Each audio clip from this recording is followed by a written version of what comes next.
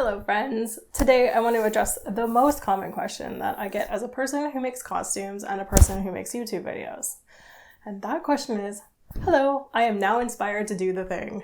Where do I start? As an aside, we hate this question. We want to help you. We really want to help you so badly. But it's a very long discussion, and I personally get asked that question like 5 times a day. And if I took the time to handhold every single person, I wouldn't have any time for myself. And my following isn't nearly as large as some of my friends. So I thought I would make you a video with my very best advice, and you can go from there. I asked several of my friends to look over this list and let me know if they wanted to add anything or had any thoughts. So you're getting the accrued wisdom of a whole slew of really great costumers here. So let's get started. Piece of advice number 1 is just do the thing.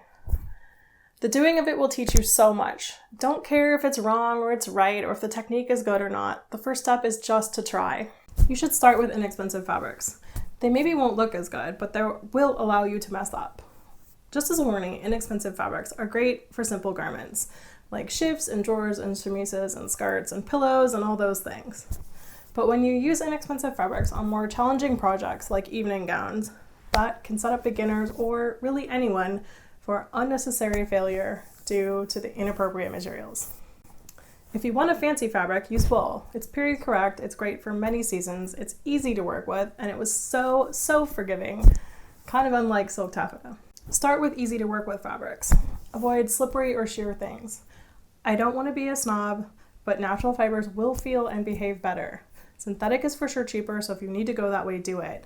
But they are sometimes very hard to work with. You also want to be looking for wovens when you begin. Most costumes are made primarily from woven materials, and not knowing the difference between wovens and knits can cause nightmares when you are learning. Basically, if it's stretchy, stay away from it until you learn what you're doing, and even then, do your research on how to sew with a knit. Think about the fabrics that you love to wear and why. You will probably enjoy making with similar fabrics. Pick a simple thing to start with, a pouch, a pillow, etc. Then move on to something more complex, like a skirt or pajamas. And then move on to something even more complex, like a Regency gown. Or do an apron, a chemise, a reticule, any of those kind of things, if you want your starter projects to also be useful to your costuming. Spend time on your accessories. Many people get wrapped up in making gown after gown after gown, but accessories can really make an outfit, and they are great starter projects. Accessories can take your creation from being a costume to out of a painting. Try and learn 1 to 2 new things each time you make something. Don't start out trying to learn 50 new things in one project.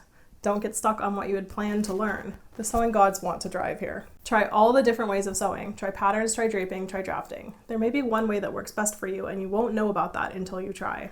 This one is critical. Do your own research. YouTube is great for how to do something, and books are great source material.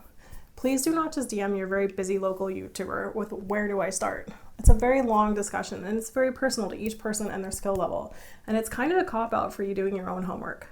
Most of that homework is actually there so you don't just blindly know something. It's there so you actually understand it and can build from it. It's foundational and it's important. Years of everyone's experience and info is documented online in many different places in many different ways. So please Google it first before you DM someone. There's more than one way to skin a cat. Read everything you can, early, often, and with extreme prejudice. You will learn all kinds of ways to do almost everything. Finding the way that works best for you is what the goal is. You are learning how to think about things, not just how to do things. Learn to Google your town sewing class if you don't know how to sew. It's not complicated and you can totally learn on YouTube, but hands-on is always the best, especially as every machine is different and the person helping you can help you with that. That's my best advice for a quick way to learn to sew. You do not have to be historically accurate, ever. You do not need a deep dive into historical practice just because you have watched one Bernadette Banner video, but if you want to, go for it. But maybe mosey around a bit and see what feels good to you. Learn to love your iron. Honestly, this is the secret weapon. It sounds lame, but mastering your iron and doing it at every single step will single-handedly up your game more than almost anything else. You do not need to hand sew. You do not need to have a sewing machine. No sleeves after 11 p.m., period. If it's late and you make a dumb mistake, don't keep sewing. Put it away and go to bed. If you spend all day picking out your mistakes, the next day it will mean that you didn't make up any extra time by trying to pull that all-nighter. Go easy on yourself. Let it go. Failure is part of learning, and you miss out on so much joy in learning when you make everything be about the perfect, and don't let yourself just enjoy the success of good enough.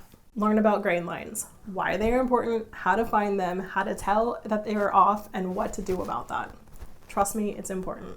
Mockups are a thing. Just accept it.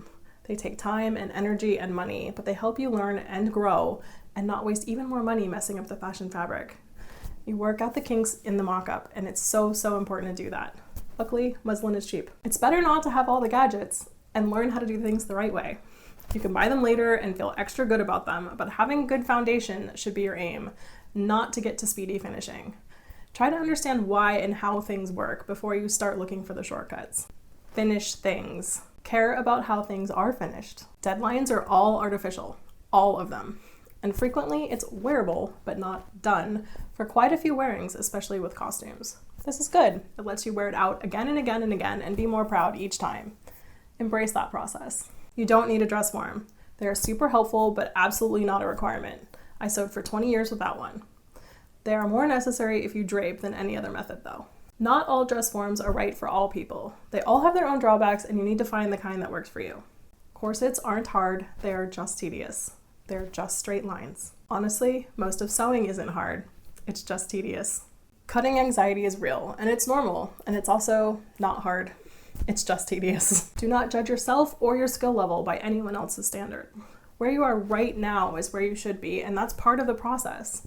Sewing doesn't have a steep learning curve, but it does have a pretty much infinite one. Understand that your confidence and your competence will grow together, but that's normal for your confidence to take a dive when you try something new. Even when your confidence tanks, your competence doesn't. Trust yourself. You will not love every part of the process. Go in knowing that. Be willing to trust that process. Plans can change mid-garment, and that's totally fine. You may discover that the plan that you had wasn't right, or you may find a better way to do it. Be open to that change.